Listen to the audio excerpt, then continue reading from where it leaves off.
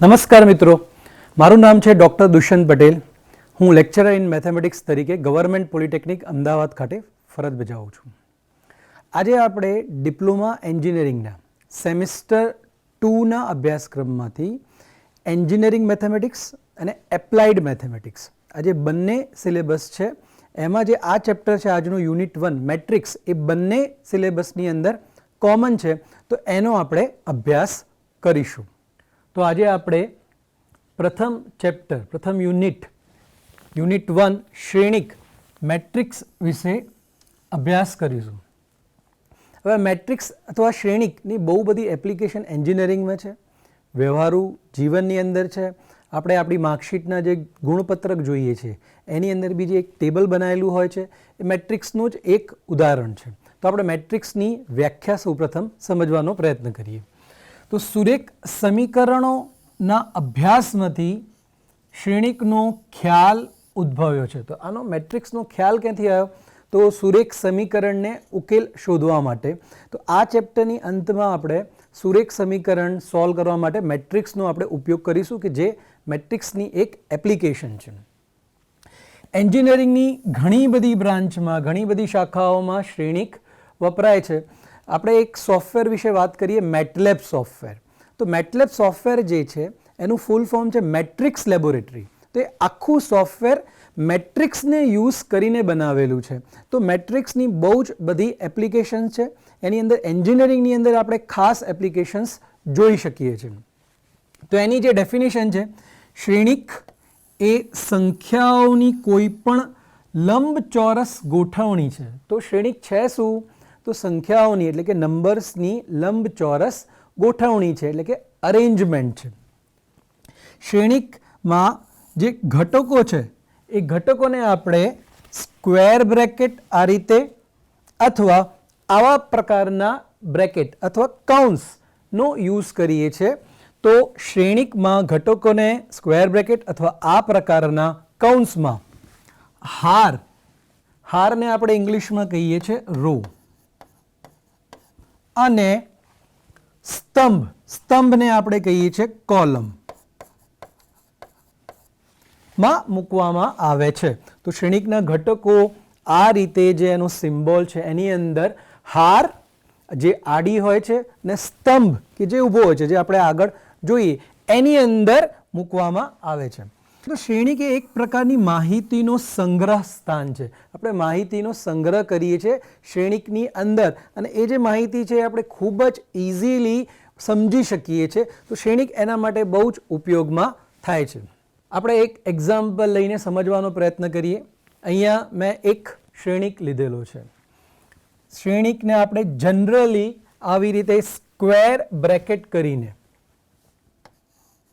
આવું square bracket કરીને જ ડિનોટ કરીએ છીએ. તમે કોઈ પણ બુક્સ વાંચશો તેની અંદર શ્રેણિક તમને આવી રીતે સ્ક્વેર બ્રેકેટમાં જ દેખાશે, એટલે આપણે એને જ ઉપયોગમાં લઈશું. તો અહીંયા આ જે શ્રેણિક છે એના આ બધા ઘટકો છે, ઘટકો અથવા મેમ્બર્સ અથવા આપણે એલિમેન્ટ્સ પણ કહી શકીએ. તો અહીંયા જે આ ઘટક છે જે આડી લાઈનમાં એટલે કે 2 3 -7, તો આને આપણે કહીએ છીએ હાર. સિમિલરલી 1 5 4 આને પણ આપણે કહીએ છીએ હાર. તો અહીં આપણે જોઈ શકીએ છીએ કે શ્રેણિકની અંદર બે હાર છે. તો આ જે હાર થઈ એ થઈ ગઈ આપણી ફર્સ્ટ હાર, અને આ થઈ ગઈ આપણી સેકન્ડ અથવા દ્વિતીય. આને આપણે રો પણ કહી શકીએ. તો આ થઈ ગઈ આપણી ફર્સ્ટ રો, આ થઈ ગઈ આપણી સેકન્ડ રો. તો આ રીતે જે આડી લાઈન હોય છે એને આપણે કહીએ છીએ હાર અથવા રો. તે જ રીતે આ જે ઊભી લાઈન છે, તો આ 2 અને 1 આ ઊભી લાઈનમાં ગોઠવાયેલા ઘટકો છે. તો આને આપણે કહીશું સ્તંભ, અથવા આપણે ઇંગ્લિશમાં આને કહી શકીએ કોલમ. તો આ સ્તંભ છે, આ બીજો સ્તંભ છે, અને આ ત્રીજો સ્તંભ છે. તો ફર્સ્ટ, સેકન્ડ અને થર્ડ. તો આપણે અહીંયા જોઈ શકીએ છીએ કે આ જે મેટ્રિક્સ છે એની અંદર બે હાર આવેલી છે અને 3 સ્તંભ આવેલા છે. તો આનો જે ઓર્ડર એટલે કે કક્ષા થશે એને આપણે અહીંયા સાઈડમાં લખી શકીએ 2 એટલે નંબર ઓફ રોઝ કેટલી છે તે, એટલે કે અહીંયા 2 છે એટલે કે 2, ક્રોસ અથવા બાય આપણે એને વાંચીએ છીએ. હવે આપણે લખીશું નંબર ઓફ કોલમ એટલે કે સ્તંભની સંખ્યા. તો આનો જે ઓર્ડર થઈ ગયો આને આપણે વાંચીશું કઈ રીતે 2/3 અથવા 2x3. તો એનું મિનિંગ છે કે જે પહેલો આંકડો છે એ દર્શાવશે કે મેટ્રિક્સની અંદર કેટલી હાર આવેલી છે. આ જે બીજો આંકડો છે એ દર્શાવશે કે મેટ્રિક્સની અંદર કેટલી કોલમ આવેલી છે. અને આને આપણે કહીએ છીએ ઓર્ડર ઓફ મેટ્રિક્સ અથવા શ્રેણિકની કક્ષા. તો અહીંયા આપણે જોઈ શકીએ છીએ 2 હાર અને 3 સ્તંભ હોવાથી આને 2/3 શ્રેણિક કહીએ છીએ, 2/3 અથવા 2x3. જ્યાં આ જે પહેલું છે એ બતાવે છે હારની સંખ્યા અને જે બીજું છે એ બતાવે છે સ્તંભની સંખ્યા.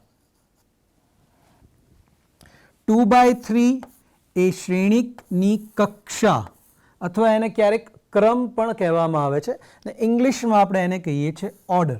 તો મિત્રો આપણે યાદ રાખીશું, કક્ષા જ્યારે બી આપણે લઈએ ત્યારે પ્રથમ આપણે હંમેશા નંબર ઓફ રોઝ એટલે કે હારની સંખ્યા અને પછી આપણે નંબર ઓફ કોલમ્સ એટલે કે સ્તંભની સંખ્યા લખીએ છીએ. તો પહેલું હંમેશા આવશે હાર અને પછી આવશે સ્તંભ એટલે કે કોલમ. તો આ મેટ્રિક્સની અંદર 2 હાર અને 3 આપણી પાસે સ્તંભ છે, માટે આનો ઓર્ડર એટલે કે આની કક્ષા થઈ ગઈ 2/3. આ જે 2, 3, -7, 1, 5, 4 એને આપણે કહીએ છીએ શ્રેણિકના ઘટકો, મેમ્બર્સ ઓફ એલિમેન્ટ, એના સભ્યો આપણે કહી શકીએ છીએ કે જે કોઈ પણ નંબર હોઈ શકે. તો આ નંબરને આપણે આ શ્રેણિકની અંદર ગોઠવેલા છે એવું આપણે કહી શકીએ. હવે આપણે મેટ્રિક્સના થોડાક વ્યવહારુ ઉદાહરણ જોઈએ. તો આપણે જેમ મેં પહેલાં કીધું કે માર્કશીટ આપણી જે આવે છે એ એક મેટ્રિક્સનું એક સારો ઉદાહરણ છે. માની લો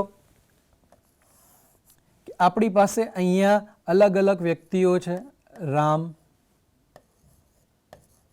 શ્યામ, મોહન. અહીંયા આપણે લખ્યા છે સ્ટુડન્ટના નામ લખ્યા છે. અહીંયા આપણે લખીએ છીએ એમના સબ્જેક્ટ.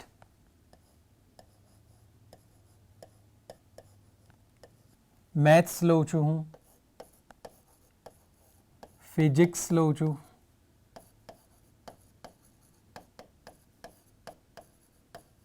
કેમેસ્ટ્રી લઉં છું. તો અહીંયા આપણે જોઈ શકીએ છીએ આપણો જે મેટ્રિક્સ છે એની અંદર આપણી પાસે 3 હાર છે એટલે કે 3 રો અને 3 સબ્જેક્ટ જે છે એ છે આપણા કોલમ. તો આનો જે ઓર્ડર થશે એ થશે 3/3 અથવા 3x3 પણ આપણે એને વાંચી શકીએ. એટલે કે આની અંદર 3 રો આવેલી છે હાર અને 3 કોલમ આવેલા છે એટલે કે સ્તંભ. હવે અહીંયા આ જે એન્ટ્રી છે એ શું બતાવશે? તો આપણે જોઈ શકીએ આ જે એન્ટ્રી છે એ અહીંયા રામ અને મેથ્સ આ બંને અહીંયા ભેગા થઈ રહ્યા છે. તો રામના એટલે જે વિદ્યાર્થી છે રામ એના આ વિષયની અંદર એટલે કે મેથ્સ સબ્જેક્ટની અંદર કેટલા માર્ક્સ છે? માની લો આપણે 100 ની અંદરથી માર્ક્સ મૂકી રહ્યા છીએ તો અહીંયા માની લો કે માર્ક્સ છે 95. તો આ જે એન્ટ્રી છે, આ જે માહિતી છે એ આપણને શું દર્શાવે છે કે રામના મેથ્સ સબ્જેક્ટની અંદર માર્ક્સ છે 95. ચલો અહીંયા આ એન્ટ્રી શું બતાવશે? તો આ એન્ટ્રી આપણને બતાવશે કે રામના ફિઝિક્સ સબ્જેક્ટની અંદર કેટલા માર્ક્સ છે. તો માની લો અહીંયા હું લખી દઉં છું 89. તો રામના ફિઝિક્સ સબ્જેક્ટની અંદર 89 માર્ક્સ છે. આ એન્ટ્રી અહીંયા શું બતાવશે આપણને? તો રામના કેમેસ્ટ્રીની અંદર કેટલા માર્ક્સ છે? તો માની લો કે હું લખી દઉં છું 92. તો આપણને જે પ્રથમ હાર છે એ શું દર્શાવે છે? તો પ્રથમ હાર આપણને આ વિદ્યાર્થીના એટલે કે રામના મેથ્સમાં, ફિઝિક્સમાં, કેમેસ્ટ્રીમાં કેટલા ગુણ, કેટલા માર્ક્સ છે એ બતાવે છે. સિમિલરલી આ જે સેકન્ડ રો છે એ આપણને બતાવશે શ્યામ માટે. તો અહીંયા હું રેન્ડમલી લખી દઉં છું 80, 45, 92. તો આ જે 80 છે એ આપણને શું બતાવે છે કે શ્યામના મેથ્સ સબ્જેક્ટની અંદર 80 માર્ક્સ છે. આ એન્ટ્રી શું બતાવે છે કે ફિઝિક્સની અંદર શ્યામના 45 માર્ક્સ છે. આ એન્ટ્રી શું બતાવે છે કેમેસ્ટ્રીમાં શ્યામના 92 માર્ક્સ છે. હવે આપણે એ જ રીતે મોહન માટે પણ લખી શકીએ તો 95 સપોઝ હું લખી દઉં છું રેન્ડમલી, 82, 56. તો અહીંયા આપણે જોઈ શકીએ છીએ કે મોહનના મેથ્સની અંદર કેટલા માર્ક્સ છે 95, ફિઝિક્સની અંદર 82, કેમેસ્ટ્રીની અંદર 56. તો આ આપણી આ 3 જણાની માર્કશીટ થઈ ગઈ 3 વિષયની. તો હવે તમે તમારી માર્કશીટનો અભ્યાસ કરજો તો તમને અહીંયા આ બાજુ સબ્જેક્ટ્સ દેખાશે, એના માર્ક્સ દેખાશે, અથવા સબ્જેક્ટ્સ ઉપર હોઈ શકે અથવા કોલમમાં ગમે ત્યાં હોઈ શકે. તો તમે એનો અભ્યાસ કરશો તો એ એક પ્રકારનો મેટ્રિક્સનો ઉદાહરણ જ છે. આપણે બીજો ઉદાહરણ લેવાનો બી પ્રયત્ન કરીએ. માની લો કે આપણે કોઈ બસ સ્ટેન્ડ ઉપર જઈએ છીએ. અહીંયા બસ નંબર 1, એને હું 1 થી ડિનોટ કરું છું, B1, B2, B3, B4. એટલે હું અહીંયા 4 બસ લઉં છું. ઉપર જે છે હું અલગ અલગ ડેસ્ટિનેશન એટલે પ્લેસીસ લઉં છું. સપોઝ આ D1, D2, D3, D4 અને D5. એટલે મેં અહીંયા 5 ડેસ્ટિનેશન એટલે કે પ્લેસીસ, માની લો કે તમે અમદાવાદ છે, સુરત છે, રાજકોટ છે, એવી રીતે તમે પ્લેસ અહીંયા ડિફાઇન કરી શકો છો. હવે અહીંયા જે એન્ટ્રી હશે જે રો અને કોલમમાં જે ઇન્ટરસેક્શન થતી હશે એટલે છેદતી હશે, એ એન્ટ્રી શું બતાવે છે? તો હું એવું નક્કી કરું છું કે જો હું ક્યાંક 1 લખું છું તો એનું મિનિંગ કે એ બસ એ ડેસ્ટિનેશન ઉપર જાય છે, અને જો હું 0 લખું છું તો એ બસ એ ડેસ્ટિનેશન ઉપર જતી નથી. તો આ મેટ્રિક્સની અંદર મેં રેન્ડમલી 0, 1 લખી નાખ્યા છે. તો આ માહિતી ઉપરથી આપણે શું ઇન્ટરપ્રેટ કરી શકીએ? આનો ઓર્ડર શું થશે? આની અંદર જે રો આવેલી છે, કેટલી રો છે? તો 4 રો છે. અને કોલમ કેટલી આવેલી છે? તો આપણે જોઈ શકીએ છીએ અહીંયા આપણી પાસે 5 કોલમ છે. તો આનો ઓર્ડર થઈ જશે 4/5. યાદ રાખીશું હંમેશા પહેલા નંબર ઓફ રોઝ એટલે કે હાર આવશે અને પછી નંબર ઓફ કોલમ્સ એટલે કે સ્તંભ આવશે. તો અહીંયા આપણે જોઈ શકીએ છીએ આપણી પાસે 4 રો અને 5 કોલમ છે, માટે આનો ઓર્ડર થઈ ગયો 4/5. હવે આપણને આ એન્ટ્રી શું ઇન્ટરપ્રેટ કરે છે, આના ઉપરથી આપણે શું માહિતી લઈ શકીએ? તો બસ નંબર 1 જે છે ડેસ્ટિનેશન 2 ઉપર જતી નથી. તો મારે ડેસ્ટિનેશન 2 ઉપર જવું હોય તો બસ નંબર 1 કામ નહીં લાગે. હવે મારે ડેસ્ટિનેશન 3 ઉપર જવું છે તો કઈ બસ કામે લાગશે? તો આપણે ડેસ્ટિનેશન 3 ની કોલમ જોઈ લઈએ. તો આ કોલમમાં ક્યાં આગળ 1 છે? તો અહીં આપણે જોઈ શકીએ છીએ એક 1 છે, પછી આ 1 છે, આ 1 છે. તો મારે D3 ડેસ્ટિનેશન ઉપર જવું હોય તો બસ નંબર 1 કામ લાગશે. બસ નંબર 2 કામ નહીં લાગે કેમ કે ત્યાં જતી નથી, અહીંયા 0 દર્શાવે છે. સિમિલરલી બસ નંબર 3 આપણને કામ લાગશે, બસ નંબર 4 આપણને કામમાં લાગશે. તો ડેસ્ટિનેશન 3 જવા માટે આપણે બસ નંબર 1, બસ નંબર 3 અને બસ નંબર 4 નો ઉપયોગ કરી શકીશું. એ જ રીતે મારે ડેસ્ટિનેશન 4 ઉપર જવું છે તો કઈ બસ કામમાં લાગશે? તો આપણે જોઈ શકીએ છીએ ડેસ્ટિનેશન 4 ની કોલમમાં બધે જ 1 છે, તો હું આમાંથી કોઈ પણ બસમાં બેસી શકું. ડેસ્ટિનેશન 5 ઉપર જવું હોય તો કઈ બસ કામમાં લાગશે? તો આપણે અહીંયા ડેસ્ટિનેશન 5 ની કોલમમાં જોઈએ તો 2 જગ્યા ઉપર 1 છે, એક B2 ની સામે અને એક B4 ની સામે. તો B2 નંબરની બસ અને B4 નંબરની બસ મને કામમાં લાગશે ડેસ્ટિનેશન 5 ઉપર જવા માટે. બસ નંબર 4 ક્યાં ક્યાં જાય છે? તો અહીં આપણે જોઈ શકીએ બસ નંબર 4 ની રો તો ક્યાં જાય છે? અહીંયા 0 છે એટલે D1 પર જતી નથી, અહીંયા 0 છે એટલે D2 પર પણ જતી નથી.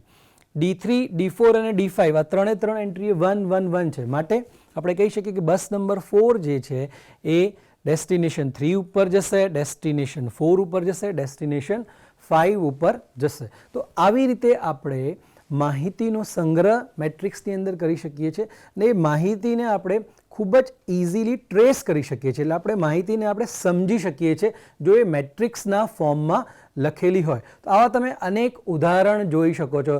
સપોઝ કોઈ કંપની છે, એના અલગ અલગ સ્ટોક છે, માની લો અમદાવાદમાં, બરોડામાં, સુરતમાં, રાજકોટમાં, અને એના અલગ અલગ પ્રોડક્ટ છે. તો કઈ પ્રોડક્ટ કયા સિટીમાં કેટલા યુનિટ્સ પડેલા છે, તો એ પણ આપણે મેટ્રિક્સની મદદથી ખૂબ જ સારી રીતે રિપ્રેઝેન્ટ કરી શકીએ. તો મિત્રો તમે પોતે વિચારજો કે આવા કયા કયા બીજા એક્ઝામ્પલ્સ હોઈ શકે. તમારો જે સમયપત્રક છે એટલે કે ટાઈમ ટેબલ એ પણ એક મેટ્રિક્સનો સારો ઉદાહરણ છે કે એક બાજુ ટાઈમ હોય છે, એક બાજુ વાર હોય છે એટલે કે ડે, એટલે ડે અને ટાઈમ જ્યાં ભેગા થતા હોય ત્યાં કયો સબ્જેક્ટ્સ તમારે ભણવાનો છે એનો ટાઈમ ટેબલ તમારો હોય છે.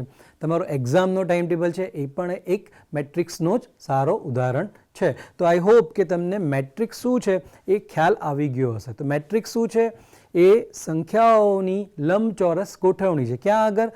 હાર અને સ્તંભમાં. તો arrangement of numbers in rose and column. હવે આપણે મેટ્રિક્સને વ્યાપક રીતે કઈ રીતે લખીએ છીએ એ સમજવા માંગીએ છીએ. મેથેમેટિકલ નોટેશન શું વપરાય છે એ આપણે સમજવું છે. તો અહીંયા મેટ્રિક્સને જનરલી આપણે કેપિટલ લેટર્સ ABCD એના વડે દર્શાવતા હોઈએ છીએ.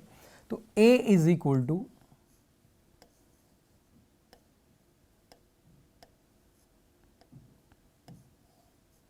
AIJ. અહીંયા AI જે છે એ એલિમેન્ટ છે. આનો ઓર્ડર હું માની લઉં છું M ક્રોસ N. તો અહીં M શું છે?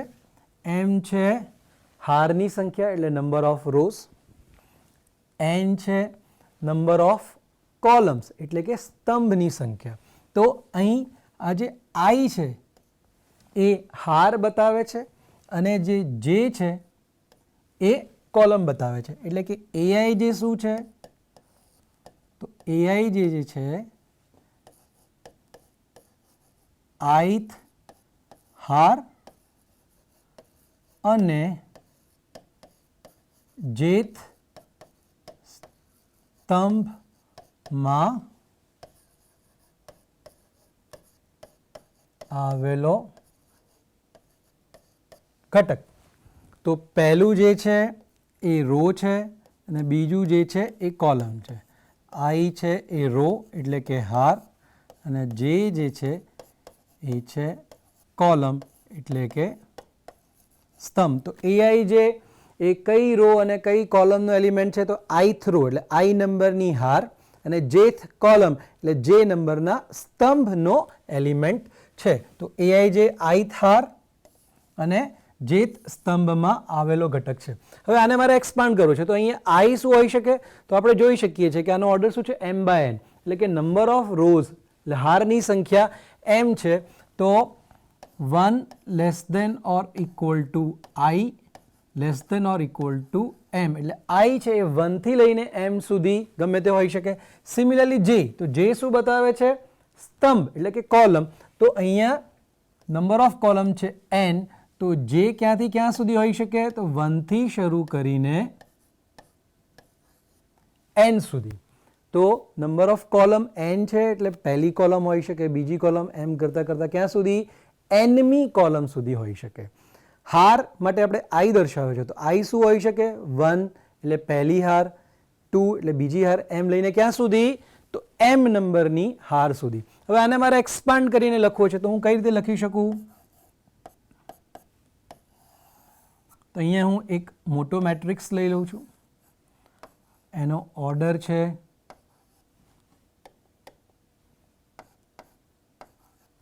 M cross N. અહીંયા પહેલો ઘટક કયો આવશે?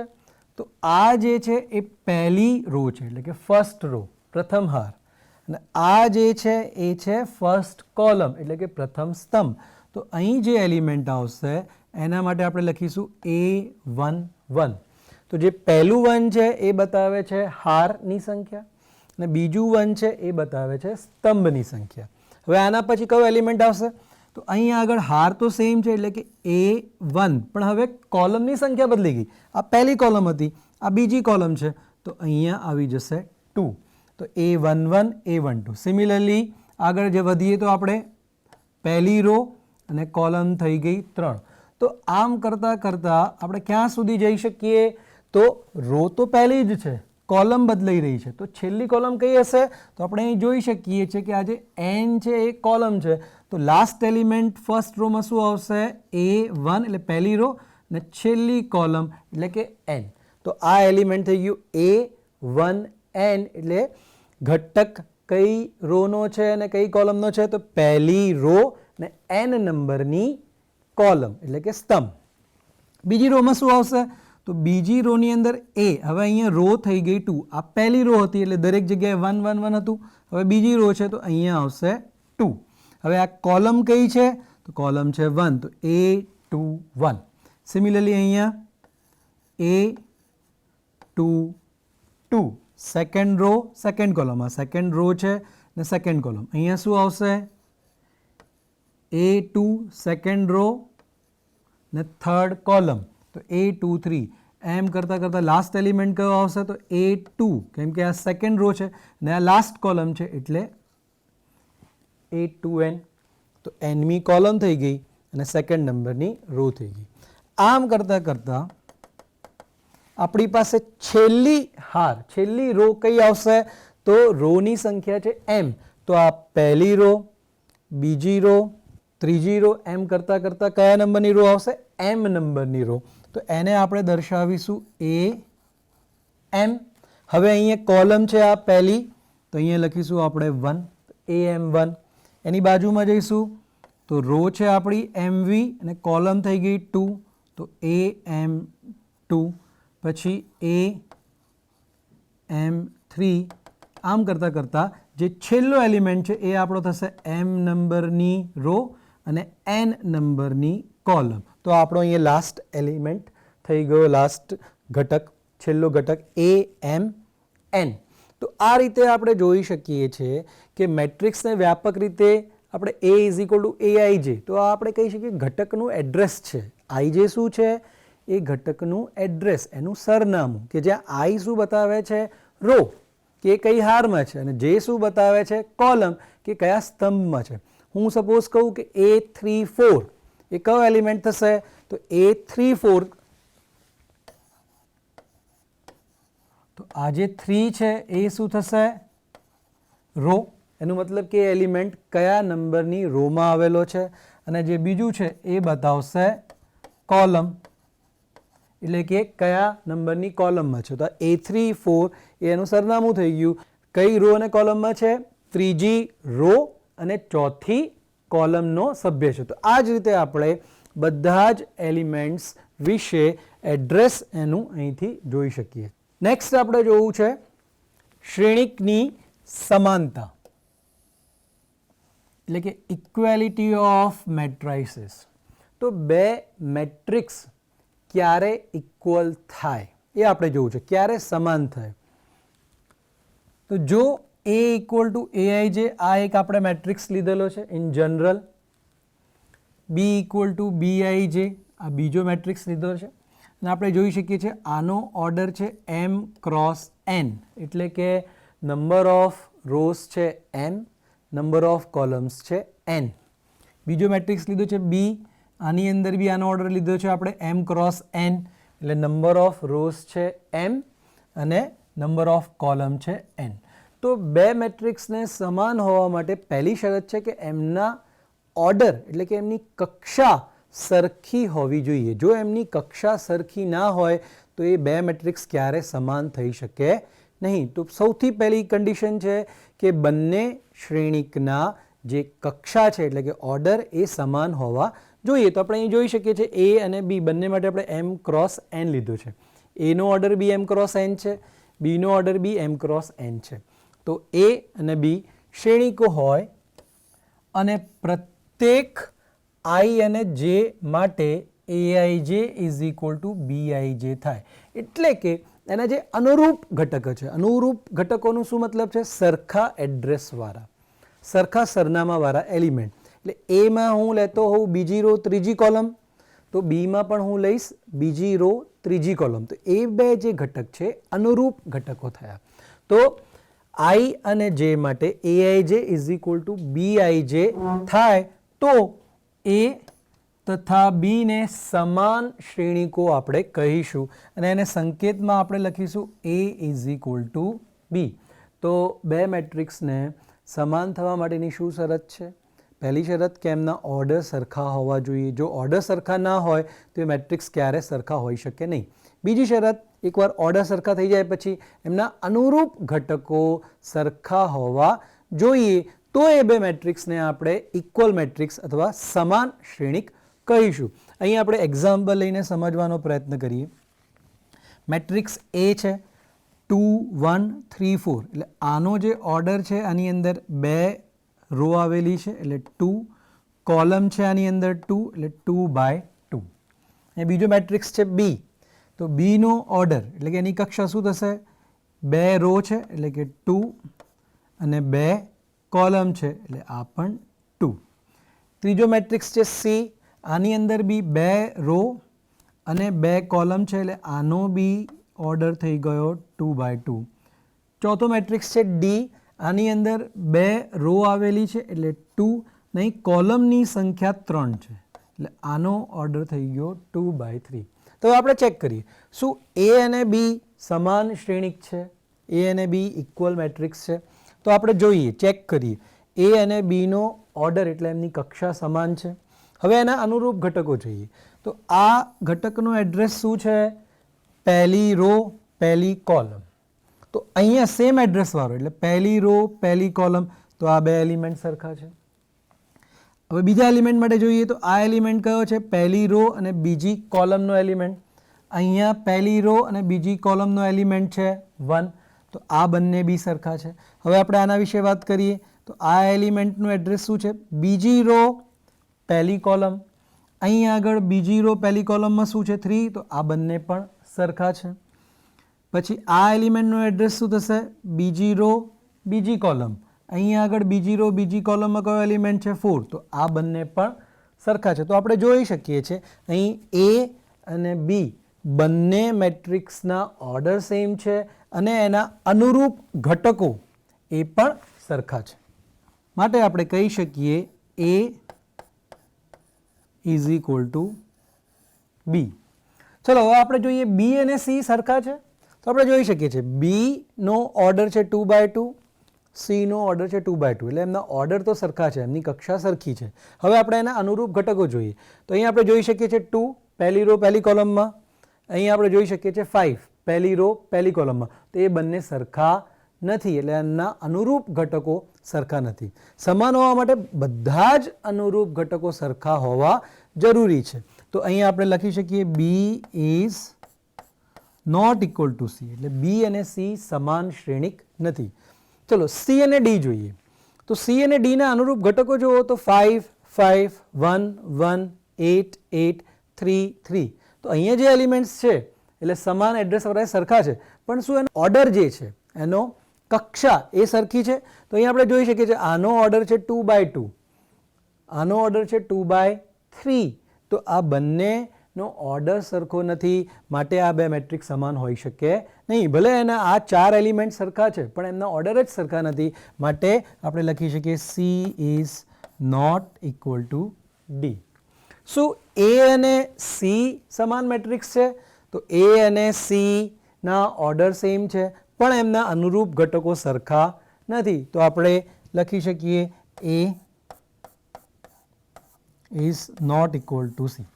તો ફરીથી મિત્રો, બે મેટ્રિક્સને ઇક્વલ મેટ્રિક્સ અથવા સમાન શ્રેણી ક્યારે કહીશું? તો પ્રથમ તો એમનો ઓર્ડર એટલે કે કક્ષા સરખી હોવી જોઈએ, અને બીજું એમના અનુરૂપ ઘટકો, બધા જ અનુરૂપ ઘટકો સરખા હોવા જોઈએ. જો એ સરખા થાય તો એમને આપણે સમાન શ્રેણી કહી શકીએ અને બંને મેટ્રિક્સ વચ્ચે આપણે ઇક્વલ લખી શકીએ. હવે આપણે સમાન શ્રેણીક આપણે જોઈ ગયા છીએ. હવે આપણે એના ઉપરના થોડાક એક્ઝામ્પલ્સ જોઈએ. તો પ્રથમ એક્ઝામ્પલ છે, જો આ એક શ્રેણીક આપણને આપેલું છે, આ બીજું શ્રેણીક છે, બંને વચ્ચે ઇક્વલ નિશાની છે, એટલે આ બંને શ્રેણીક સરખા છે. તો જો આ બંને સરખા હોય તો x અને y શોધો.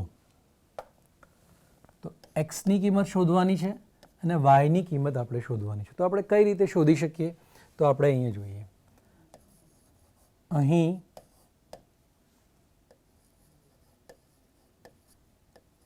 અનુરૂપ ઘટકો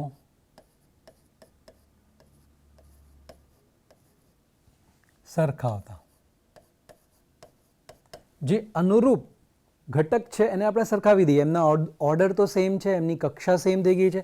આનો ઓર્ડર છે 2/2, આનો ઓર્ડર છે 2/2, અને આ બે મેટ્રિક્સ સમાન આપણને આપેલા છે, આપણે સાબિત નથી કરવાનું, એ આપણને ઓલરેડી એક્ઝામ્પલમાં કીધેલું છે. અને એના ઉપરથી આપણે એક્સ અને વાયની કિંમતો શોધવાની છે. તો આ બે અહીંયા ઇક્વલ થઈ ગયા, તો એના અનુરૂપ ઘટકો પણ સરખા થવા જોઈએ. તો આપણે એના અનુરૂપ ઘટકો સરખાવી દઈએ. તો અહીંયા પહેલી રો ને પહેલી કોલમમાં છે એક્સ પ્લસ વાય, અહીં આગળ પહેલી રો પહેલી કોલમમાં છે 8. તો આ આપણને એક ઇક્વેશન મળી ગયું.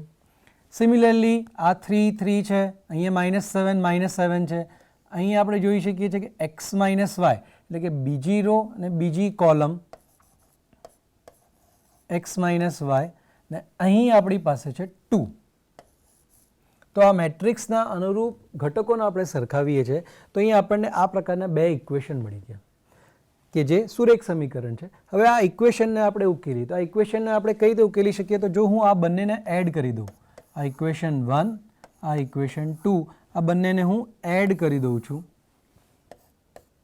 તો x પ્લસ એક્સ 2x થઈ ગયા, plus y minus y cancel થઈ ગયા, ઇઝ ઇક્વલ ટુ 8 પ્લસ 2 એ થઈ ગયા 10. માટે x ઇઝ ઇક્વલ ટુ 10/2 માટે x ઇઝ ઇક્વલ ટુ 5. તો આપણને xની કિંમત મળી ગઈ, xનું મૂલ્ય મળી ગયું 5. હવે આપણે yની કિંમત શોધવાની છે. તો xની કિંમત આપણે કોઈ પણ એક ઇક્વેશનમાં મૂકી દઈએ. તો માની લો કે હું પહેલું ઇક્વેશન લઈ લઉં છું.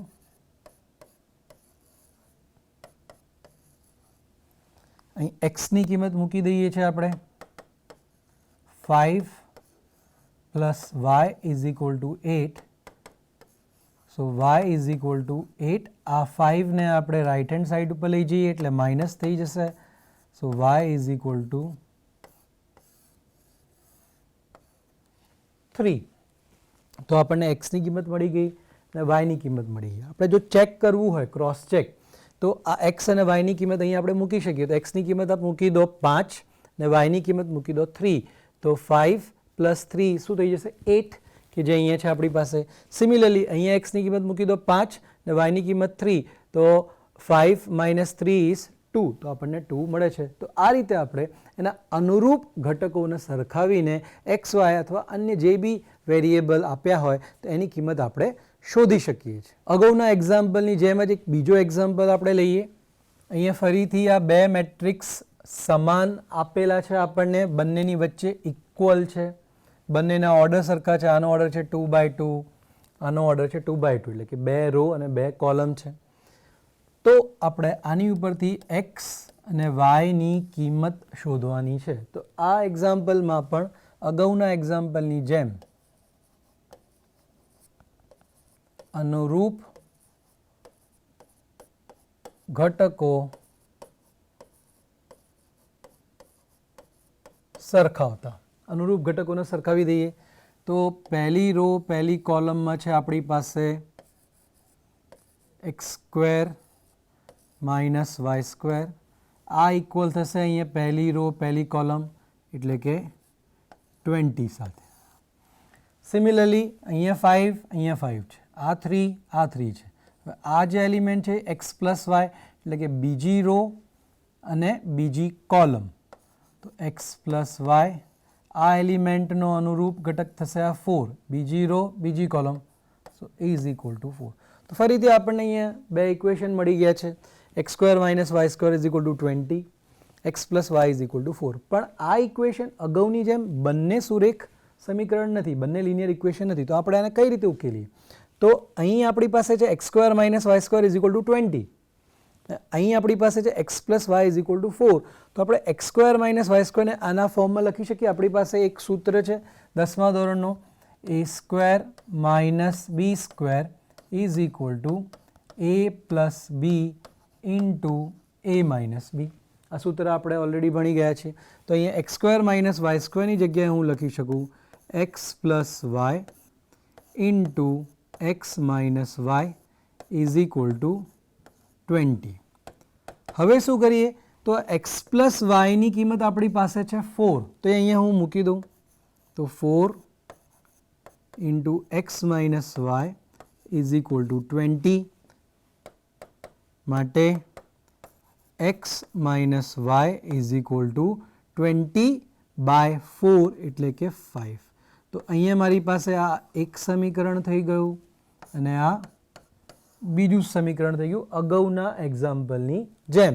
હવે હું આ બે ઇક્વેશનને સોલ્વ કરીશ તો હું 1 પ્લસ 2 એટલે ઇક્વેશન 1 અને 2 ને એડ કરી દઉં તો x minus y is equal to 5, x plus y is equal to 4. આ ફર્સ્ટ ઇક્વેશન, આ સેકન્ડ ઇક્વેશન બંનેને આપણે એડ કરી દઈએ તો x પ્લસ એક્સ 2x, આ માઇનસ વાય અને પ્લસ વાય કેન્સલ થઈ જશે, અહીંયા થઈ જશે 9. સો 2x ઇઝ ઇક્વલ ટુ 9 માટે x ઇઝ ઇક્વલ ટુ 9/2. તો અહીંયા આપણને xની કિંમત મળી ગઈ 9/2. હવે આ જે 9/2 છે આપણે કોઈ પણ એક ઇક્વેશનમાં મૂકી શકીએ. તો માની લો કે હું ફર્સ્ટ ઇક્વેશન લઉં છું x minus y is equal to 5. હવે હું xની કિંમત અહીંયા મૂકી દઉં તો 9/2 minus y is equal to 5. આ 5 ને હું આ બાજુ લાવી દઉં છું 9/2 માઇનસ 5 ઇઝ ઇક્વલ ટુ આ માઇનસ વાયને પેલી બાજુ લઈ જઈએ તો આ પ્લસ વાય થઈ જશે. આને સોલ્વ કરવા માટે આપણે એલસીએમ લઈ લઈએ તો એલસીએમ થઈ જશે 2. સો 9 માઇનસ આ 2નું ગુણાકાર આની સાથે એટલે 10 ઇઝ ઇક્વલ ટુ વાય. તો વાયની કિંમત થઈ ગઈ આપણી પાસે 9 માઇનસ 10 એટલે માઇનસ 1/2. તો એક્સની કિંમત મળી આપણને 9/2, વાયની કિંમત મળી આપણને -1/2. આપણે જો ચેક કરવી હોય તો તમે ગમે ત્યાં મૂકી શકો છો. તો suppose x plus y is equal to 4. તો x છે 9/2 પ્લસ વાય મૂકી દો -1/2. તો આ કેટલા થઈ જશે? એલસીએમ આવી જશે 2, 9 માઇનસ 1 એટલે કે 8/2 એટલે કે 4. તો આપણને અહીંયા 4 મળે છે. એનું મિનિંગ થયું કે આપણી આ જે વેલ્યુઝ છે એક્સ અને વાયની બંને વેલ્યુ સાચી છે. તો અહીંયા આપણે શું કર્યું? અગાઉના એક્ઝામ્પલની જેમ જ અનુરૂપ ઘટકોને સરખાવી દીધા. તો અહીંયા આપણને બે ઇક્વેશન મળી ગયા, પણ બંને લિનિયર ઇક્વેશન નથી. તો અહીંયા આગળ x સ્ક્વેર માઇનસ વાય સ્ક્વેરમાં આપણે આ સૂત્ર યુઝ કરી દીધું a square minus b square is equal to a plus b into a minus b. અને અહીંયા x પ્લસ વાયની કિંમત મૂકી દીધી. તો અહીંયા આપણને બે લિનિયર ઇક્વેશન હવે મળી ગયા અગાઉના એક્ઝામ્પલની જેમ. અને બંને લિનિયર ઇક્વેશનને આપણે એલિમિનેશન એટલે લોપની રીતથી સોલ્વ કર્યા તો આપણને x અને વાયની કિંમતો મળી ગઈ. નેક્સ્ટ એક્ઝામ્પલ છે, ફરીથી બે મેટ્રિક્સ આપણને આપેલા છે, બંને મેટ્રિક્સ સમાન છે, ઇક્વલ છે અને અહીંયા 4 અનનોન છે a, b, c અને d. તો a, b, c, d ની વેલ્યુ આપણે ફાઇન્ડ આઉટ કરવી છે. તો બંને ઓલરેડી આપણને સમાન આપેલા છે, બંને 2/2. આની અંદર બી 2 રો ને 2 કોલમ, અહીંયા પણ 2 રો ને 2 કોલમ છે. તો આપણે ફરીથી અનુરૂપ ઘટકો સરખાવી દઈએ.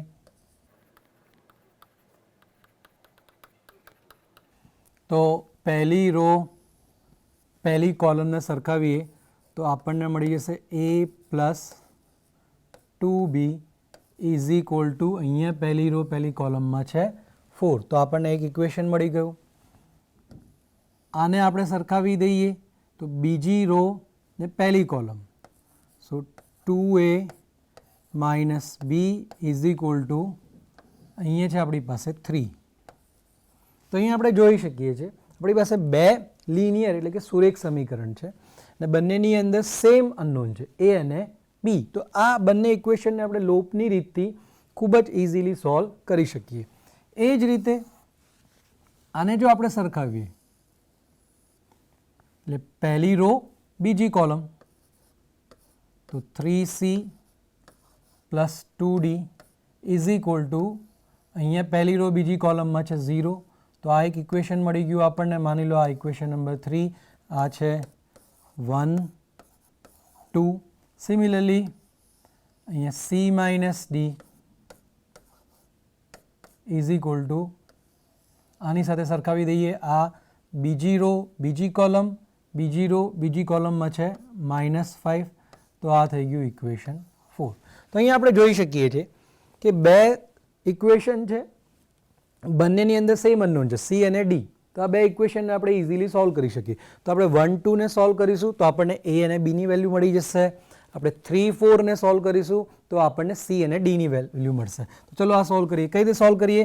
તો એ ને અહીંયા ફર્સ્ટ ઇક્વેશનને હું 2 થી મલ્ટીપ્લાય કરું તો 2a plus 4b is equal to 8. આ ઇક્વેશન ક્યાંથી મળ્યું આપણને? ફર્સ્ટ ઇક્વેશનને 2 થી હું મલ્ટીપ્લાય કરું છું તો 2a plus 4b is equal to 8. Second equation હું એમને લઈ લઉં 2a minus B is equal to 3. આ સેકન્ડ ઇક્વેશન આપણે લઈ લીધું અને આની અંદરથી આ આપણે સબટ્રેક્ટ કરીએ છીએ. તો અહીંયા સબટ્રેક્ટ કરીએ છીએ એટલે બધાની નિશાની બદલાઈ જશે. આ પ્લસ છે તો માઇનસ, આ માઇનસ છે તો પ્લસ, આ પ્લસ છે તો આ માઇનસ થઈ જશે. તો 2a માઇનસ 2a એટલે આ કેન્સલ થઈ ગયા. 4b પ્લસ બી એટલે 5b થઈ ગયું. અહીંયા 8 માઇનસ 3 એટલે 5. તો 5b is equal to 5. Therefore b is equal to 5 upon 5 એટલે કે 1. તો મને અહીંયા બીની વેલ્યુ મળી ગઈ 1. હવે આ વેલ્યુ હું કોઈ પણ એક ઇક્વેશનમાં મૂકી દઉં તો હું ફર્સ્ટ ઇક્વેશન લઈ લઉં છું a plus 2b is equal to 4 છે. આપણે અહીંયા બીની કિંમત મૂકી દઈએ. સો માટે a પ્લસ 2 ઇન્ટુ બી, બીની કિંમત છે 1 તો a પ્લસ 2 ઇન્ટુ 1 એટલે કે 2 ઇઝ ઇક્વલ ટુ 4. તો a ઇઝ ઇક્વલ ટુ થઈ ગયા 4 માઇનસ 2. આ જે 2 છે એ રાઇટ હેન્ડ સાઇડ ઉપર આવશે એટલે એની નિશાની બદલાઈ જશે. તો a ઇઝ ઇક્વલ ટુ 2. તો આપણને અહીંથી b અને a ની વેલ્યુ મળી ગઈ આ બે ઇક્વેશન પરથી, ઇક્વેશન 1 અને 2 પરથી. એ જ રીતે ઇક્વેશન 3 અને 4 ને સોલ્વ કરીશું તો આપણને સી અને ડીની વેલ્યુ મળશે. તો કઈ રીતે સોલ્વ કરીએ આપણે અહીંયા? તો સેકન્ડ ઇક્વેશનને હું 3 થી મલ્ટીપ્લાય કરી દઉં છું. મારે કોઈ પણ એકના કોએફિશિયન્ટ સરખા કરવા છે. તો ફર્સ્ટ જે થર્ડ ઇક્વેશન છે એને એઝ ઇટ ઇઝ રાખીએ. 3c plus 2d is equal two 0. આ ઇક્વેશનને હું 3 થી મલ્ટીપ્લાય કરું છું એટલે 3c થઈ જશે. તો 3c minus 3d is equal two minus 15. તો આ ઇક્વેશનને આપણે એઝ ઇટ ઇઝ રાખ્યા. આ ઇક્વેશનને આપણે 3 થી મલ્ટીપ્લાય કરી દીધા. હવે અહીંયા સીના સહગુણક સરખા થઈ ગયા છે. અહીંયા હું માઇનસ કરી દઉં છું તો બધાની નિશાની બદલાઈ જશે. આ માઇનસ થઈ જશે, આ પ્લસ અને આ પ્લસ. સો 3c માઇનસ 3c એ કેન્સલ થઈ ગયા. અહીંયા 2d પ્લસ 3d એટલે કે 5d ઇઝ ઇક્વલ ટુ આ થઈ ગયા પ્લસ 15. તો d is equal two 15 upon 5 that is 3. તો અહીંયા આપણને ડીની વેલ્યુ મળી ગઈ. હવે આ ડીની વેલ્યુ કોઈ બી એક ઇક્વેશનમાં મૂકો તો હું ફોર્થ ઇક્વેશન લઈ લઉં છું C minus D is equal two minus 5. તો she is equal two minus 5 plus D. આ માઇનસ ડીને આપણે રાઇટ હેન્ડ સાઇડ ઉપર લઈ જઈએ છીએ માટે she is equal two minus 5 plus અહીંયા ડીની વેલ્યુ આપણે મૂકી દઈએ 3. સો માટે સી ઇઝ ઇક્વલ ટુ -2. તો અહીં સમાન શ્રેણિક ઉપરથી આપણે સરખાવી દીધા અનુરૂપ ઘટકો. તો આપણને અહીંયા આ બે ઇક્વેશન 1 અને 2 કે જેની અંદર a અને b છે એને આપણે ઉકેલ્યા તો a અને b ની વેલ્યુ મળી ગઈ. ઇક્વેશન 3 અને 4 આ પણ લિનિયર ઇક્વેશન છે, એને સોલ્વ કર્યું તો આપણને c અને d ની વેલ્યુ મળી ગઈ. તો આ રીતે આપણે સમાન શ્રેણિકના કેસમાં અનુરૂપ ઘટકોને સરખાવીએ છીએ. જે ઇક્વેશન મળે એને સોલ્વ કરીએ તો આપણને જે અનનોન્સ છે એની વેલ્યુ આપણે ખૂબ જ ઇઝીલી ફાઇન્ડ આઉટ કરી શકીએ. તો અત્યાર સુધી આપણે મેટ્રિક્સ શું છે એ જોઈ ગયા, એની હાર, સ્તંભ, એની કક્ષા શું છે એ જોઈ ગયા, સમાન શ્રેણિકો કોને કહેવાય એ આપણે જોઈ ગયા અને એના ઉપર આપણે એક્ઝામ્પલ કર્યા. હવે આપણે શ્રેણિકોના અલગ અલગ પ્રકાર છે એ પ્રકાર આપણે સમજવા છે અને પછી આપણે એને એક્ઝામ્પલમાં ક્યાંક ને ક્યાંક એનો ઉપયોગ કરીશું. તો પહેલું મેટ્રિક્સ છે હાર શ્રેણિક અથવા રો મેટ્રિક્સ. તો એના નામ ઉપરથી ક્લિયર થાય છે. હાર શ્રેણિક તો શું હશે એની અંદર?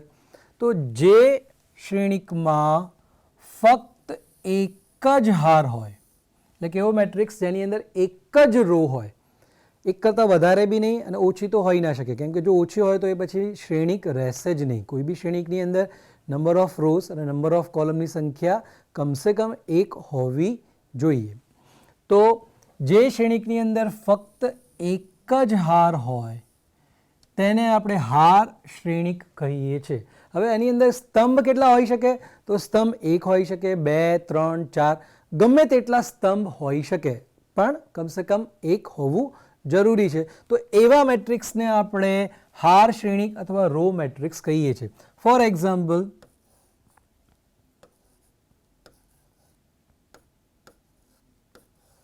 આ એક શ્રેણિક લીધું છે મેં.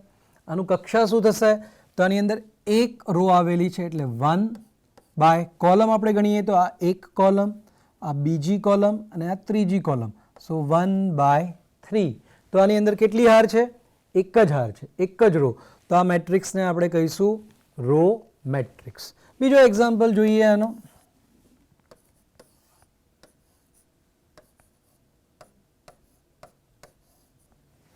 Four minus 7. તો કેટલી રો છે? હાર. તો એક જ હાર છે. ને કેટલી કોલમ એટલે સ્તંભ છે? તો અહીં જોઈ શકીએ છીએ આ એક કોલમ, આ બીજી કોલમ એટલે 1 બાય 2. તો આ પણ હાર શ્રેણિક થયો એટલે કે રો મેટ્રિક્સ. બીજો એક્ઝામ્પલ જોઈએ આપણે. તો આની અંદર કેટલી રો આવેલી છે? તો એક જ રો છે. ને કેટલી કોલમ આવેલી છે? તો એક જ કોલમ એટલે કે 1 બાય 1. તો આ ત્રણ એક્ઝામ્પલ હાર શ્રેણિકના છે. તો હાર શ્રેણિક એટલે શું? કે એવો શ્રેણિક જેની અંદર ફક્ત એક જ હાર હોય. એ જ રીતે સ્તંભ શ્રેણિક, કોલમ મેટ્રિક્સ. તો આની ડેફિનેશન, આની વ્યાખ્યા શું થશે? તો જેવી રીતે અહીંયા આપણે લખ્યું ફક્ત એક જ હાર, અહીંયા શું આવશે? ફક્ત એક જ સ્તંભ. તો જે શ્રેણિકમાં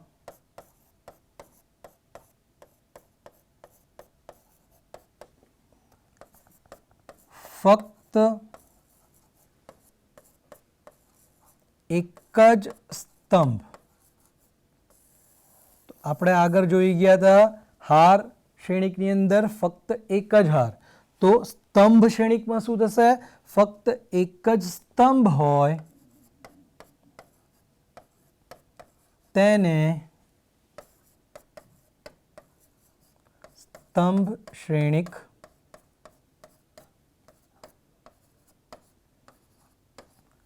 કહે છે. તો હાર શ્રેણિકની અંદર ફક્ત એક જ હાર, સ્તંભ શ્રેણિકની અંદર ફક્ત એક જ સ્તંભ. કેટલી એની અંદર હાર હોઈ શકે? તો હાર ગમે તેટલી હોઈ શકે, ઓછામાં ઓછી 1 હોવી જરૂરી છે. તો એક હાર હોય, 2 હાર હોય, 3 હાર હોય, પણ સ્તંભની સંખ્યા એક જ હોય તો એવા શ્રેણિકને આપણે સ્તંભ શ્રેણિક એટલે કે કોલમ મેટ્રિક્સ કહીએ છીએ. દાખલા તરીકે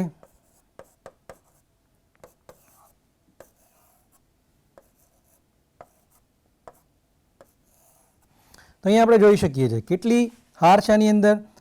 પહેલી હાર, આ બીજી હાર અને આ ત્રીજી હાર, એટલે હારની સંખ્યા થઈ ગઈ 3.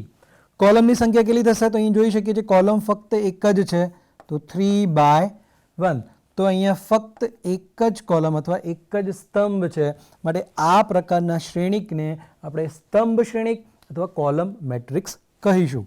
બીજો એક્ઝામ્પલ જોઈએ આપણે.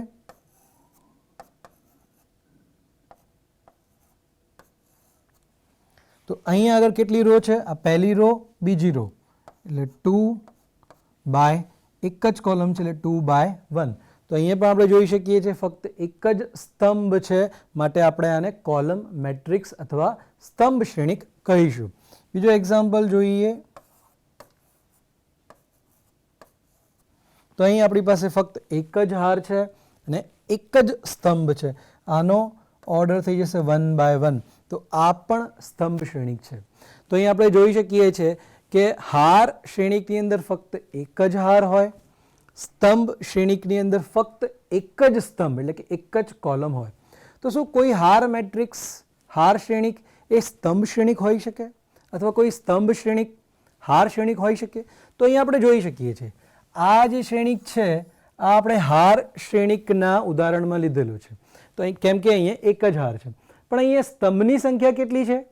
તો એક જ સ્તંભ છે, તો માટે આ શ્રેણિકને આપણે સ્તંભ શ્રેણિક પણ કહી શકીએ. એટલે કે આ જે મેટ્રિક્સ છે, આ જે શ્રેણિક છે, આ હાર મેટ્રિક્સ પણ છે અને સાથે સાથે સ્તંભ મેટ્રિક્સ બી છે, એટલે કે રો મેટ્રિક્સ અને કોલમ મેટ્રિક્સ બંને છે. સિમિલરલી અહીંયા આ આપણે સ્તંભ શ્રેણિકના એક્ઝામ્પલમાં લીધેલું છે, પણ અહીં આપણે જો નંબર ઓફ રો જોઈએ એટલે કે હારની સંખ્યા તો 1 છે, તો આ મેટ્રિક્સ રો મેટ્રિક્સ પણ થયો. તો આ મેટ્રિક્સ રો મેટ્રિક્સ પણ છે અને કોલમ મેટ્રિક્સ પણ છે. તો એવું બની શકે કે કોઈ મેટ્રિક્સ રો મેટ્રિક્સ અને કોલમ મેટ્રિક્સ બંને હોય. ક્યારે? જો એની અંદર ફક્ત એક જ હાર હોય અને ફક્ત એક જ સ્તંભ હોય તો એ મેટ્રિક્સ હાર મેટ્રિક્સ બી થશે, એટલે કે હાર શ્રેણિક, અને સ્તંભ શ્રેણિક પણ થશે. નેક્સ્ટ આવે છે ચોરસ શ્રેણિક, સ્ક્વેર મેટ્રિક્સ. આની વ્યાખ્યા થશે જે શ્રેણિક ની અંદર હાર અને સ્તંભની સંખ્યા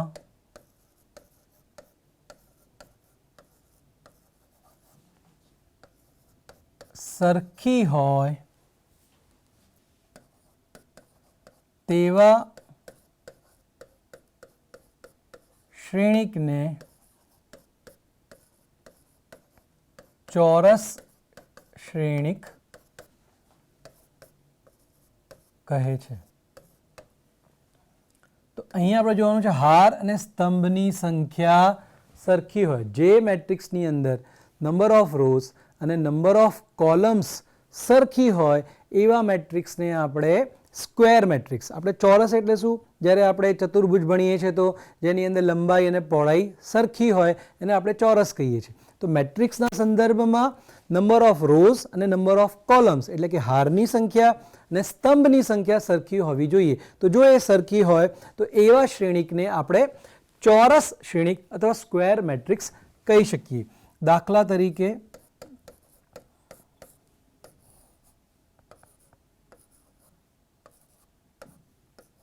આ એક શ્રેણિક લીધું છે, આની અંદર નંબર ઓફ રોઝ છે 1 2, તો 2 રો છે, કોલમ આ પહેલી કોલમ આ બીજી કોલમ 2. તો અહીં આપણે જોઈ શકીએ છીએ કે હારની સંખ્યા 2 છે અને સ્તંભની સંખ્યા પણ 2 છે. તો આ ચોરસ શ્રેણિક થશે. બીજો એક્ઝામ્પલ લઈએ.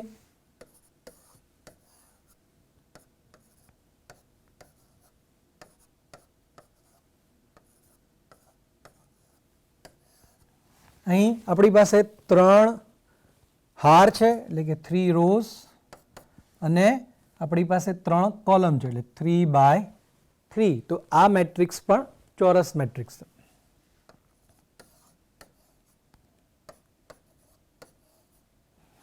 અહીં એક જ હાર છે ને એક જ સ્તંભ છે તો 1 by 1. તો હાર અને સ્તંભની સંખ્યા અહીંયા પણ સરખી છે. તો આ શ્રેણિક પણ ચોરસ શ્રેણિક થયું. તો હવે આપણે આ શ્રેણિક જોઈએ. શું આ હાર શ્રેણિક છે? હા, કેમ કે આની અંદર ફક્ત એક જ હાર છે. શું આ સ્તંભ શ્રેણિક છે? જવાબ છે હા, કેમ કે આની અંદર એક જ સ્તંભ છે. અને આ ચોરસ શ્રેણિક બી છે કારણ કે એક જ હાર અને એક જ સ્તંભ છે, એટલે કે બંને હાર અને સ્તંભની સંખ્યા સરખી હોવાથી આ શ્રેણિક ચોરસ શ્રેણિક છે. નેક્સ્ટ છે આપણું શૂન્ય શ્રેણિક, કે જેને આપણે ઇંગ્લિશમાં કહીશું નલ ઓર ઝીરો મેટ્રિક્સ. તો શૂન્ય શ્રેણિક કોને કહીશું? તો જે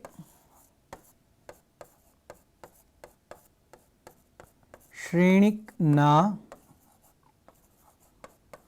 બધા જ સભ્યો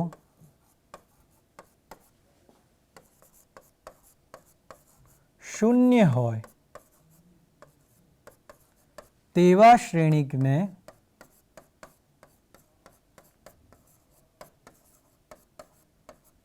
શૂન્ય શ્રેણિક કહે છે. એટલે કોઈ બી મેટ્રિક્સ કે જેના બધા જ એલિમેન્ટ્સ 0 હોય. દાખલા તરીકે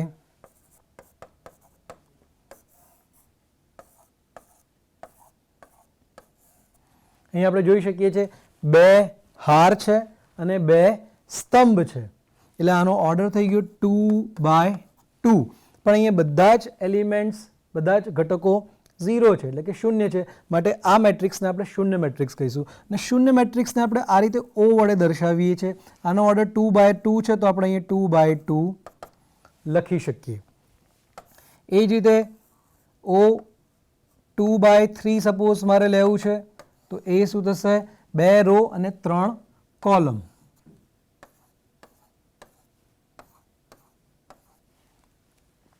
તો આ મેટ્રિક્સ પણ શૂન્ય મેટ્રિક્સ છે, નલ મેટ્રિક્સ ઓર ઝીરો મેટ્રિક્સ, કારણ કે બધા જ સભ્યો અહીંયા ઝીરો છે.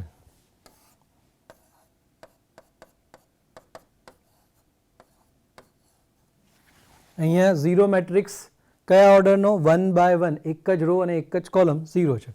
તો અહીંયા મિત્રો આપણે જોઈ શકીએ છીએ કે આ જે મેટ્રિક્સ આપણે અહીંયા લીધેલો છે, શું આ સ્તંભ મેટ્રિક્સ છે? જવાબ છે હા, કારણ કે એક જ સ્તંભ છે.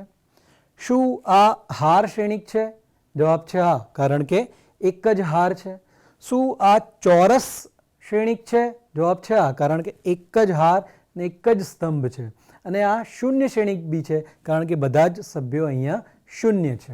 તો આ શ્રેણિક રો મેટ્રિક્સ છે, કોલમ મેટ્રિક્સ છે, સ્ક્વેર મેટ્રિક્સ છે અને ઝીરો મેટ્રિક્સ પણ છે. નેક્સ્ટ મેટ્રિક્સ છે વિકર્ણ શ્રેણિક અથવા ડાયાગોનલ મેટ્રિક્સ. તો ડાયાગોનલ મેટ્રિક્સ અથવા વિકર્ણ શ્રેણિક આપણે કોને કહીએ છીએ? તો જે ચોરસ શ્રેણિકના, તો પહેલી કન્ડિશન છે ચોરસ શ્રેણિક, એટલે કે નંબર ઓફ રોઝ અને નંબર ઓફ કોલમ સરખી હોવી જોઈએ, એટલે કે હાર અને સ્તંભની સંખ્યા સરખી હોવી જોઈએ. જે શ્રેણિકના અગ્ર વિકર્ણ સિવાયના, એટલે કે જે એનો અગ્ર વિકર્ણ છે એ સિવાયના, અગ્રવિકર્ણ સિવાયના બધા જ ઘટકો શૂન્ય હોય તેને આપણે વિકર્ણ શ્રેણિક અથવા ડાયાગોનલ મેટ્રિક્સ કહીએ છીએ. તો પહેલાં તો સ્ક્વેર મેટ્રિક્સ હોવો જોઈએ, એટલે ચોરસ, એટલે નંબર ઓફ રોઝ અને નંબર ઓફ કોલમ સરખી હોય. એના ડાયાગોનલ સિવાયના બધા એલિમેન્ટ ઝીરો હોવા જોઈએ કમ્પલસરી. દાખલા તરીકે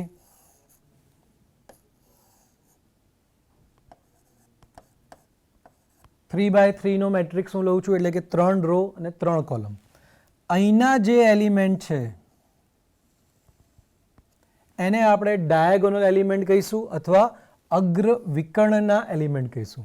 તો આ સિવાયના જે એલિમેન્ટ છે એ કમ્પલસરી ઝીરો હોવા જોઈએ. ડાયાગોનલ એલિમેન્ટમાં શું હોઈ શકે?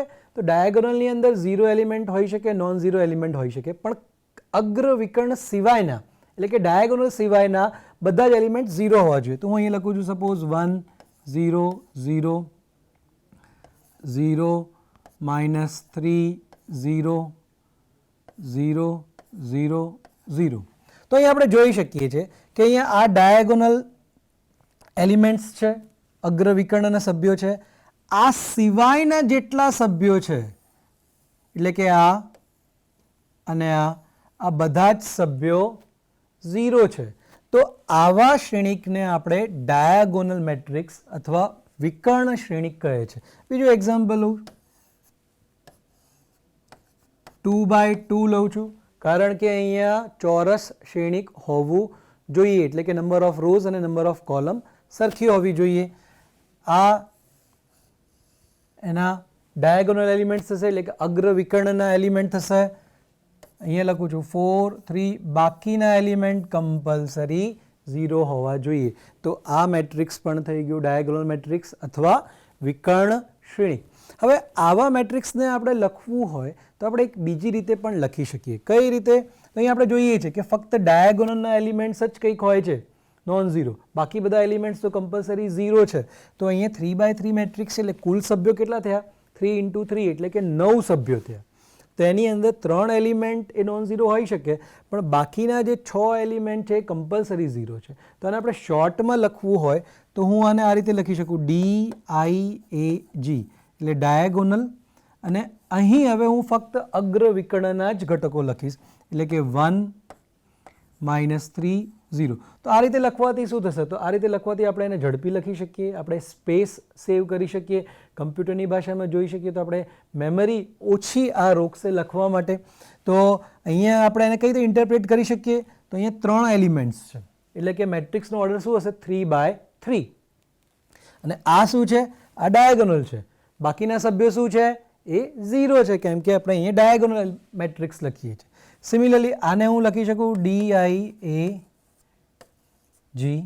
અહીંયા હું ડાયાગોનલ એલિમેન્ટ લખીશ, એટલે કે 4 અને 3. તો 2 એલિમેન્ટ્સ છે માટે આનો ઓર્ડર થઈ ગયો 2x2. આ ડાયાગોનલ એલિમેન્ટ્સ છે, બાકીના એલિમેન્ટ્સ 0 છે. તો આ રીતે આપણે વિકર્ણ શ્રેણિકને દર્શાવી શકીએ. તો ફરીથી એકવાર, વિકર્ણ શ્રેણિક એટલે શું? તો સ્ક્વેર મેટ્રિક્સ હોવો જોઈએ, એટલે ચોરસ શ્રેણિક હોવો જોઈએ, અને અગ્ર વિકર્ણ સિવાયના બધા જ ઘટકો 0 હોવા જોઈએ. તો અહીંયા અગ્ર વિકર્ણના ઘટકો 0 પણ હોઈ શકે. આપણે જોઈ ગયા કે અગ્ર વિકર્ણ સિવાયના ઘટકો કમ્પલસરી 0 હોય છે, પણ અગ્ર વિકર્ણના એલિમેન્ટ તો એ 0 બી હોઈ શકે, નોન 0 બી હોઈ શકે, એના ઉપર કોઈ કન્ડિશન નથી. પણ અગ્ર વિકર્ણ સિવાયના એલિમેન્ટ કમ્પલસરી 0 હોવા જોઈએ. તો આ વિકર્ણ શ્રેણિક થયું. તો મિત્રો, આજના લેક્ચરમાં આપણે શું જોઈ ગયા છે? આપણે મેટ્રિક્સથી શરૂ કર્યું હતું કે મેટ્રિક્સનો ખ્યાલ કઈ રીતે આવ્યો. પછી આપણે મેટ્રિક્સની વ્યાખ્યા જોઈ ગયા કે એ નંબર્સની ગોઠવણી છે રો અને કોલમની અંદર. પછી આપણે એને વ્યાપક રીતે કઈ રીતે લખી શકીએ, A is equal two AIJ M cross N. તો AIJ શું છે એ કઈ રીતે એડ્રેસ આપણે જોઈ ગયા I અને Jના ફોર્મમાં, એ આજે આપણે જોઈ ગયા છીએ. પછી આપણે એના વ્યવહારુ એક્ઝામ્પલ કે મેટ્રિક્સ ક્યાં ઉપયોગમાં આવે છે એ આપણે જોઈ ગયા. પછી આપણે સમાન શ્રેણિક એટલે કે ઇક્વલ મેટ્રિક્સ, તો બે મેટ્રિક્સ ક્યારે ઇક્વલ હોય? તો પહેલાં એમના ઓર્ડર સરખા હોવા જોઈએ અને પછી એના અનુરૂપ ઘટકો સરખા હોવા જોઈએ. તો એને આપણે ઇક્વલ મેટ્રિક્સ અથવા સમાન શ્રેણિક કહીએ છીએ. પછી આપણે એના બેઝ ઉપરના એક્ઝામ્પલ્સ જોઈ ગયા. પછી આપણે ટાઈપ્સ ઓફ મેટ્રિક્સ એટલે મેટ્રિક્સના પ્રકાર શરૂ કર્યા હતા. એની અંદર આપણે સ્ટાર્ટ કર્યું હતું હાર શ્રેણિકથી, એટલે કે ફક્ત એક જ હાર હોય. પછી સ્તંભ શ્રેણિક, ફક્ત એક જ સ્તંભ હોય. ચોરસ શ્રેણિક કે જેની અંદર નંબર ઓફ રોઝ અને નંબર ઓફ કોલમ સરખી હોય, એટલે હાર અને સ્તંભની સંખ્યા સરખી હોય, એ આપણે જોઈ ગયા. પછી આપણે શૂન્ય શ્રેણિક જોઈ ગયા કે બધા જ સભ્યો એના 0 હોય, એટલે કે શૂન્ય હોય. પછી આપણે ડાયાગોનલ મેટ્રિક્સ એટલે વિકર્ણ શ્રેણિક જોઈ ગયા કે જેની અંદર ચોરસ શ્રેણિક હોવું જોઈએ અને વિકર્ણ અગ્ર વિકર્ણ સિવાયના બધા એલિમેન્ટ કમ્પલસરી 0 હોવા જોઈએ. આ આપણે જોઈ ગયા છીએ. તો મેટ્રિક્સની બહુ જ એપ્લિકેશન છે એન્જિનિયરિંગમાં. આજે આપણે શરૂઆત કર્યું છે. આવતા લેક્ચરની અંદર આપણે વધુ ટાઈપ એની જોઈશું અને એની પ્રક્રિયા કે મેટ્રિક્સનું એડિશન, સબટ્રેક્શન, મલ્ટિપ્લિકેશન એ કઈ રીતે થઈ શકે એ આપણે નેક્સ્ટ લેક્ચરમાં જોઈશું. જય ભારત, જય ગુજરાત.